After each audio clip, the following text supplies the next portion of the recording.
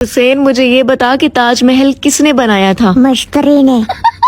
बेवकूफ, मैं ये पूछना चाह रही हूँ कि किसने बनवाया था? मेरे अब्बा ने। मुझे क्या पता, मुझसे पूछ के बनवाया था। यह शाहजहां में सब बचपन में मिट्टी खाती थी, जो मुझे पता होगा। इंतहा के नालायक इंसान है तू, पता नहीं क्या बनेगा तेरा। मैं कुछ बनूं या ना बनूं, लेकिन इंशाअल्लाह दूल्हा जरूर बनूंगा।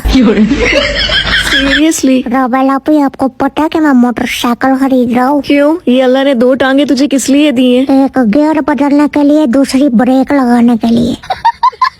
जिस तरह की तेरी हरकतें हैं ना, तू वजीफा भी कर ले तब भी तुझे कोई अपनी बेटी का रिश्ता नहीं देगा। आज तक जिस लड़की ने मुझे जाना है, उसी ने बोला मुझे हुसैन जानू को पाना है। शबाना को पाने के लिए 1 साल तक जो मैंने वजीफा किया, बाद में पता लगा वो वजीफा नहीं, सऊदी अरब का कौमी तराना है।